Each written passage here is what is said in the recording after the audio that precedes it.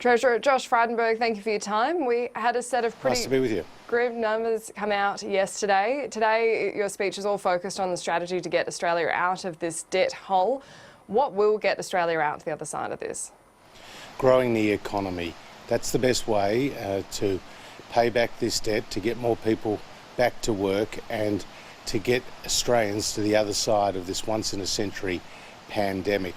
Australia is facing what many other countries around the world are facing, namely growth that has diminished quite significantly in the face of the health restrictions that have been put in place, but obviously also extended and increased spending and falls in expected tax receipts. And that played out in the budget numbers that we released yesterday. But what is important is that 99% of our spending is either in the 2019-2020 year or the 2020-21 year, which means that we've protected the structural integrity of the budget, and our programs, whether it's JobKeeper or JobSeeker, or whether it's the cash flow boost or the cash payments to households, particularly pensioners, those programs are working, helping to support the economy, not just economically, but also providing a psychological boost to the nation.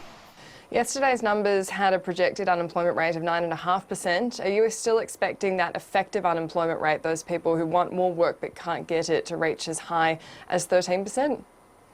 Well, the effective unemployment rate was significantly higher. In April it reached 15%, then it came down in May to around 13.3%, and now it's around 11.3%, and gradually it will converge to where the official unemployment rate. Now, the official unemployment rate today is not the best indicator of where the labour market is, because it doesn't take into account people who have left the labour force altogether or those who are on 0 hours. So what we're focused on is our JobMaker program. I'll speak about that today at the Press Club, which is all about getting people back to work. And with the restrictions being eased in states and territories outside of Victoria, we're actually starting to see better jobs numbers. Last month, in the month of June, we saw 210,000 people find a job. That was double what the market expected, and 60% of those were women and 50% were young people. And so we'll continue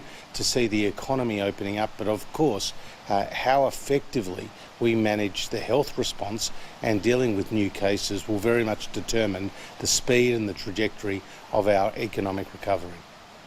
So do you have a projection of where that effective unemployment rate will peak? Will it be that 15% high, or will it be 13% by the end of the year, or should we expect higher? Well, the effective unemployment rate has peaked in April at around 15%, and it's now gradually coming down, and that's the projection going forward. When we see how volatile the situation is in Victoria, though, are you expecting things to just return to normal, or should we expect more of a W-shaped recovery, up, down again? Well, it's a very uncertain time, and more than 5 million of my fellow Victorians are now in lockdown, and that's a quarter of the national economy. So not only does it hurt business and economic activity in that state, but it also diminishes confidence more broadly around the country. So that's why the Commonwealth is working very closely with the Andrews government to give them every support that they need. The Premier has said that every time he's asked Scott Morrison for assistance, the answer has invariably been a yes. We have more than 1,000 Defence Force personnel deployed to Victoria right now, more than 800 Commonwealth officials. We have funded 28 respiratory clinics that have undertaken more than 55,000 tests. So we'll do whatever we can to help Victoria suppress this increase in cases. In your speech today, you will speak about the fact that the government doesn't have the lever of interest rates to be raising more capital, that during the global financial crisis it was a huge advantage. Prior to the pandemic, you used low interest rates as a marker of economic health. Was it a mistake for the Reserve Bank to keep interest rates so low? Interest rates are an issue and a responsibility of the Reserve Bank, and I'll leave that there. But what I'm saying very clearly is that there is not the same flexibility with monetary policy now to move as there has been in previous crises. And during the GFC, we saw interest rates come down by 425 basis points. That was the equivalent of a $100 billion stimulus to the economy over a 12-month period.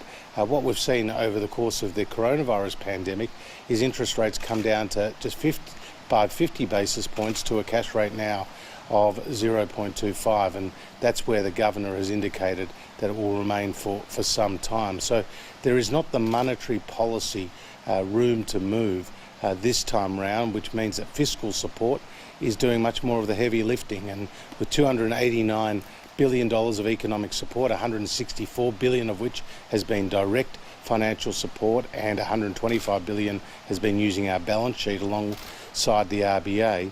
The government will continue under Scott Morrison to do everything possible to assist the community through this very difficult and turbulent time. We would be in a better position now, though, wouldn't we, if interest rates were higher going into the pandemic?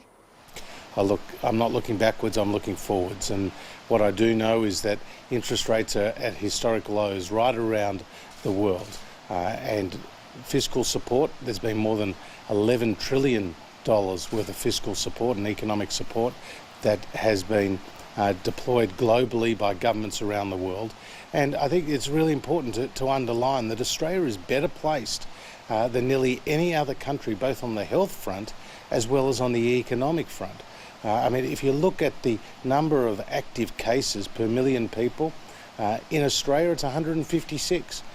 In the United Kingdom it's 3,700, in the United States it's 7,700. So we have effectively deployed a suppression strategy, but obviously what we're seeing in Victoria is of great concern, and the next few weeks will be absolutely critical in trying to get those numbers down. In your speech today, you'll also be calling for IR reform to help stimulate the economy. What specifically needs to change? Well, as part of the JobKeeper reforms, we introduced temporary industrial relations reforms, and that gave greater flexibility to employers to act reasonably with their employees, but to amend duties, to amend the location of their work, and of course their hours of their work. And that was just reflecting the difficult economic climate that we're in, and the fact that there was significant government support in the form of a flat $1,500 a fortnight payment. Now, the feedback from businesses is that's been a really important part of the recovery, having that flexibility. So what we would like to see is those IR changes continue, not just for those firms that have been on JobKeeper already and those who are going forward, but we would like to see those reforms become a very important feature of our economic recovery. Realistically, in your career now as Treasurer, you won't get to see a budget in surplus. What's the goal now? The goal is to get more people back to work, and that is what we've seen in the most recent June numbers, and we'll continue to do everything we can to support the economy towards that end. Treasurer Josh Frydenberg, thank you for your time. Good to see you.